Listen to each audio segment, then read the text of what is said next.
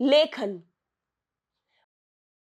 વર્ગમાં દરરોજ લેખનની પ્રવૃત્તિ કરાવવાથી બાળકો પોતાની વાત યોગ્ય શબ્દો, સાચી જોડણી તેમજ વિરામચિહ્નોનો ઉપયોગ કરીને લેખિત સ્વરૂપમાં વ્યક્ત કરી શકે છે.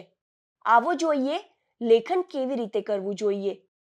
લેખન કેવી રીતે કરાવવું તેના 3 પગલાં છે. પહેલું, ચર્ચા કરવી. સૌથી પહેલા મોટા સમૂહમાં બાળકો સાથે કોઈ પણ એક વિષય પર કોઈ ઘટના, સ્થિતિ કે કોઈ ચિત્રની સહાયતાથી વાતચીત કરો. બાળકોને એવા પ્રશ્નો પૂછો જેનાથી ચર્ચા આગળ વધારી શકાય. બીજું, લખવું. હવે બાળકોને તેમના સ્તર અનુસાર લખવાનું કાર્ય આપો.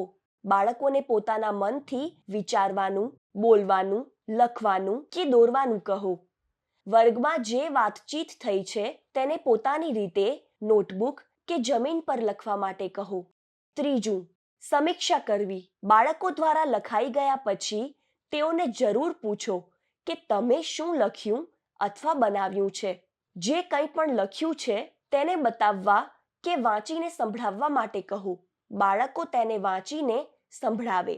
જો લખવામાં ભૂલ હોય તો બારાખડીની મદદથી તેને સુધારવા માટે કહો. આવો જોઈએ અલગ અલગ સ્તરના બાળકો સાથે લેખન. અલગ અલગ સ્તરના બાળકોને અલગ અલગ સમૂહમાં લખવા માટે કહો. જેમ કે પ્રારંભિક સ્તરના બાળકોના સમૂહને ચિત્ર બનાવવા અને તેમનું નામ લખવા કહો. અક્ષર સ્તરના બાળકોના સમૂહને વર્ગમાં થયેલ વાતચીત વિશે પોતાના મનથી લખવા કે ચિત્ર બનાવવા કહો. બાળક જો ખોટું લખે તો બારાખડીની મદદથી તેમાં સુધારો કરાવો. શબ્દ સ્તરના બાળકોના સમૂહને શબ્દથી વાક્ય કે ફકરો લખવા કહો. ઉચ્ચારણના માધ્યમથી વાક્યની રચના, જોડણી તેમજ વિરામચિહ્નોની ભૂલોમાં સુધારો કરાવો. બારાખડીનો ઉપયોગ જરૂર મુજબ કરો. ફકરા અને વાર્તા સ્તરના બાળકોના સમૂહને વર્ગમાં થયેલી વાતચીત વિશે લખવા કહો.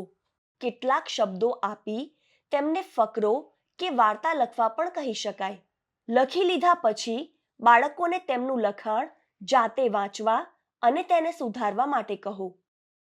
વિવિધ સ્તરના બાળકોએ લખેલ લેખનના નમૂના. પ્રારંભિક અને અક્ષર સ્તર, શબ્દ અને ફકરા સ્તર.